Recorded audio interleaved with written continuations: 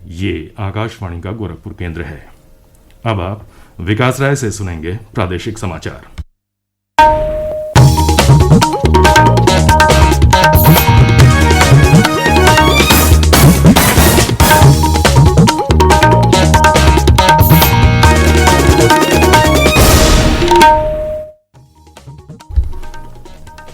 पहले मुख्य समाचार। मुख्यमंत्री योगी आदित्यनाथ ने गोरखपुर मंडल में कोविड मरीजों के उपचार की व्यवस्था का जायजा लिया। कहा, कोविड की संभावित तीसरी लहर को देखते हुए प्रदेश के अस्पतालों में बच्चों के लिए बनाए जा रहे हैं आईसीयू। मुख्यमंत्री ने कोविड महामारी के खिलाफ वैक्सीन को सुरक्षा कवच बताया। कहा, टीकाकरण अभियान में प्रदेश निभा रहा है अग्रणी भूमिका। प्रदेश में पिछले 24 घंटों में कोरोना संक्रमण से 10,441 लोग स्वस्थ हुए, 3,957 नए मरीज मिले। और राज्यपाल आनंदीबेन पटेल और मुख्यमंत्री योगी आदित्यनाथ ने बुद्ध पूर्णिमा पर प्रदेशवासियों को दी शुभकामनाएं।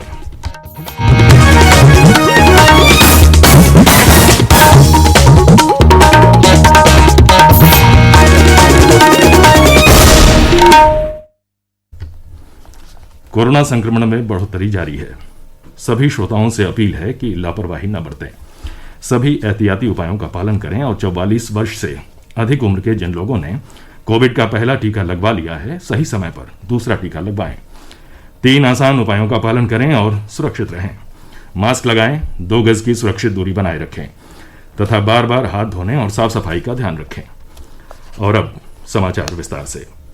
मुख्यमंत्री योगी आदित्यनाथ ने कल गोरखपुर में बीआरडी मेडिकल कॉलेज, एम्स और जिला चिकित्सालय में कोविड मरीजों के उपचार की व्यवस्था का जायजा लिया और मरीजों के परिजनों से अस्पतालों में उपलब्ध कराई जा रही स्वास्थ्य सेवाओं के बारे में जानकारी प्राप्त की। उन्होंने कोविड-19 और जापानी इंसेफेलाइटिस के संबंध में गोरखपुर मंडल के अधिकारियों के साथ समीक्षा बैठक की। मुख्यमंत्री ने प्रेस प्रतिनिधियों को संबोधित करते हुए कहा कि प्रदेश में टीकाकरण अभियान युद्ध स्तर पर चलाया जा रहा है। उन्होंने कहा कि 1 जून से सभी 75 जनपदों में 18 वर्ष से अधिक आयु के लोगों का टीकाकरण किया जाएगा। श्री योगी ने कहा कि गोरखपुर में 18 से 44 आयु वर्ग के 75,000 से अधिक लोगों को अब तक टीका लगाया जा चुका है। उन्होंने कहा कि कोविड की संभावित तीसरी लहर को देखते हुए प्रदेश के अस्पतालों में बच्चों के लिए आईसीयू बनाने के निर्देश दिए गए हैं। प्रत्येक मेडिकल कॉलेज में 100 बेड और जिला अस्पतालों में 25 से 30 बेड की आईसीयू बनाए जा रहे हैं। श्री योगी ने कहा कि राज्य के सभी जनपदों को ऑक्सीजन उत्पादन के क्षेत्र में आत्मनिर्भर बनाने के लिए ऑक्सीजन संयंत्र लगाए जा रहे हैं। गोरखपुर मंडल में 25 ऑक्सीजन संयंत्र लगाने का कार्य शुरू हो चुका है। मुख्यमंत्री योगी आदित्यनाथ ने कोविड महामारी के खिलाफ वैक्सीन को सुरक्षा कवच बताया है। उन्होंने कहा कि देश में टीकाकरण कार्यक्रम बड़े स्तर पर चल रहा है और इस अभियान में उत्तर प्रदेश अग्रणी भूमिका निभा रहा है। अब तक प्रदेश में 1,65,00,000 से ज्यादा कोविड टीके लगाए गए हैं। मुख्यमंत्री ने कहा कि कोविड के संभावित तीसरी लहर को देखते हुए 12 वर्ष से कम आयु के बच्चों के अभिभावकों को टीकाकरण में प्राथमिकता देने का फैसला किया गया है। श्री योगी ने कहा कि इसके लिए अभिभावक स्पेशल बूथ बनाकर टीकाकरण किया जाएगा। मुख्यमंत्री कल मिर्जापुर जनपद में कोविड की स्थिति की समीक्षा कर रहे थे। 1 दिवसीय दौरे पर जनपद पहुंचे श्री योगी ने एकीकृत कोविड कमांड और नियंत्रण केंद्र का निरीक्षण किया। उन्होंने मंडलीय चिकित्सालय में पीएम केयर्स फंड से 55 लाख रुपए की लागत से लगाए गए ऑक्सीजन संयंत्र का लोकार्पण किया। मुख्यमंत्री ने जनप्रतिनिधियों और अधिकारियों के साथ बैठक कर मंडल में कोविड मरीजों के उपचार की व्यवस्था को और सुदृढ़ करने के निर्देश दिए। इससे पूर्व मुख्यमंत्री योगी आदित्यनाथ ने अपने वाराणसी दौरे के दूसरे दिन कल सामुदायिक स्वास्थ्य केंद्र श्योपुर में चल रहे कोविड टीकाकरण का निरीक्षण किया। उन्होंने जनप्रतिनिधियों के साथ बैठक कर मंडल में चल रहे खाद्यान्न वितरण की व्यवस्था के बारे में जानकारी प्राप्त की। मुख्यमंत्री ने ड्रोन द्वारा गंगा नदी में निगरानी व्यवस्था का भी शुभारंभ किया। प्रधानमंत्री नरेंद्र मोदी इस महीने की 30 तारीख को आकाशवाणी से मन की बात कार्यक्रम में देश विदेश के लोगों के साथ अपने विचार साझा करेंगे।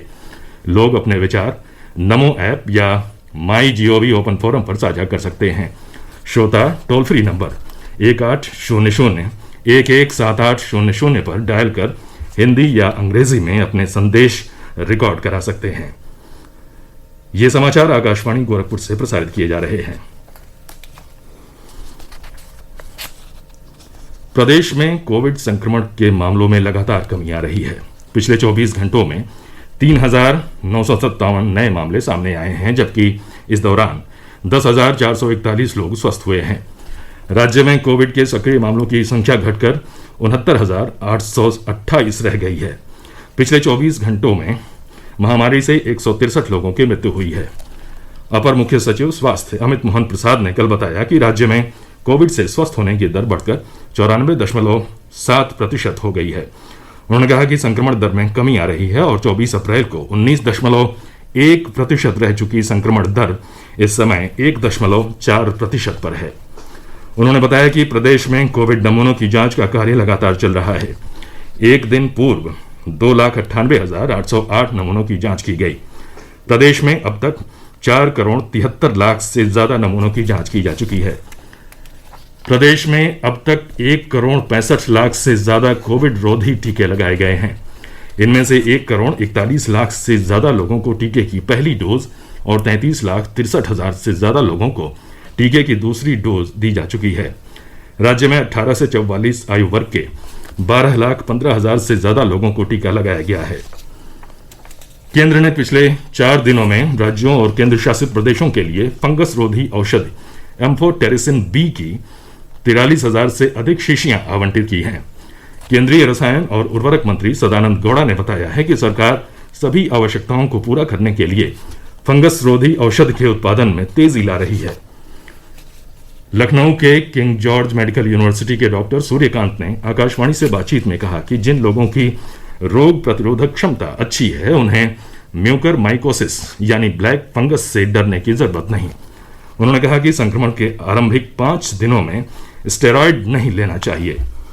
लोगों की इम्यूनिटी है वो बिल्कुल मत डरे, उनको कोई काला नीला पीला फंगस नहीं होगा। और जो लोग होम आइसोलेशन में अपने घर पे ही इलाज करा ले रहे हैं उनको ब्लैक फंगस बिल्कुल नहीं होता है। कि वे लोग भले ही उन्होंने 2-4 दिन 10 दिन का स्टेरॉइड खा लिया है वो बिल्कुल चिंता न। काला फंगस तब होता है जब ऐसा व्यक्ति जिसको कोविड के कारण लंबे समय तक अस्पताल में भर्ती रहना पड़ा, साथ में डायबिटीज है और फिर हाई डोज स्टेरॉइड चला, उसके कारण शुगर बढ़ गई तो और ज्यादा इम्यूनिटी कमजोर हो गई। डॉक्टर सूर्यकांत ने कहा कि ऑक्सीजन स्तर कम होने पर ही रोगी को अस्पताल में भर्ती कराने की जरूरत है। अस्पताल में भर्ती करवाना है जब मरीज की 90 से नीचे ऑक्सीजन आ जाए या मरीज के होंठ और नाखून ये सब नीले हो जाएं और या फिर मरीज की बेहोशी आने लगे, बुखार 104 से नीचे ना उतरे, ऐसी कोई समस्या होती है तो 90 के नीचे ऑक्सीजन या इन लक्षणों में से कोई तो अस्पताल में भर्ती होना पड़ेगा। फिर इन दवाओं पर आप निर्भर नहीं रह सकते। बुद्ध पूर्णिमा पर राज्यपाल आनंदीबेन पटेल और मुख्यमंत्री योगी आदित्यनाथ ने प्रदेशवासियों को हार्दिक शुभकामना दी है। राज्यपाल ने सभी लोगों से अपील की है कि वे वैश्विक महामारी कोविड-19 से बचने के लिए सुरक्षा मानकों का कड़ाई से पालन करें। उन्होंने 18 वर्ष की आयु से ऊपर के सभी लोगों से अनिवार्य रूप से वैक्सीन लगवाने का भी आह्वान किया है। भगवान बुद्ध की महापरिनिर्वाण स्थली कुशीनगर में कोविड-19 महामारी और लागू प्रतिबंधों के चलते यहां प्रतिवर्ष होने वाली विशेष पूजा स्थगित कर दी गई है। बौद्ध पूर्णिमा की पूर्व संध्या पर कल 6 बौद्ध भिक्षुओं ने सांकेतिक रूप में सोशल डिस्टेंसिंग का पालन करते हुए मंदिर में पूजा अर्चना की। इस अवसर पर प्रदेश भर में कोविड-19 के मद्देनजर सुरक्षा के कड़े प्रबंध किए गए हैं। लोगों से बुद्ध पूर्णिमा पर सार्वजनिक कार्यक्रमों को आयोजित न करने की अपील की गई है। बंगाल की खाड़ी में उठा चक्रवाती तूफान यास आज दोपहर तक उत्तरी ओडिशा के तटों को पार कर सकता है। इसका असर प्रदेश के मौसम पर भी दिखाई देगा। मौसम विभाग ने अगले 3 दिनों तक राज्य के विभिन्न हिस्सों विशेषकर पूर्वी जिलों में बादल छाए रहने और तेज हवाओं व गरज चमक के साथ हल्की से मध्यम वर्षा होने का पूर्वानुमान जताया है।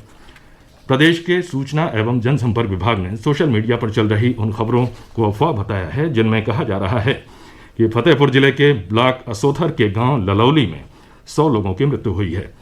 विभाग ने कहा है कि जिलाधिकारी ने इस संबंध में जांच कर बताया कि पिछले 45 दिनों में इस गांव में 37 लोगों की विभिन्न कारणों से मृत्यु हुई है। अंत में मुख्य समाचार एक बार फिर सुन लीजिए। मुख्यमंत्री योगी आदित्यनाथ ने गोरखपुर मंडल में कोविड मरीजों के उपचार की व्यवस्था का जायजा लिया। कहा, कोविड की संभावित तीसरी लहर को देखते हुए प्रदेश के अस्पतालों में बच्चों के लिए बनाए जा रहे हैं आईसीयू। मुख्यमंत्री ने कोविड महामारी के खिलाफ वैक्सीन को सुरक्षा कवच बताया। कहा, टीकाकरण अभियान में प्रदेश निभा रहा है अग्रणी भूमिका। प्रदेश में पिछले 24 घंटों में कोरोना संक्रमण से 10,441 लोग स्वस्थ हुए, 3,957 नए मरीज मिले। और राज्यपाल आनंदीबेन पटेल और मुख्यमंत्री योगी आदित्यनाथ ने बुद्ध पूर्णिमा पर प्रदेशवासियों को दी शुभकामनाएं। इसी के साथ ये समाचार बुलेटिन समाप्त हुए। नमस्कार।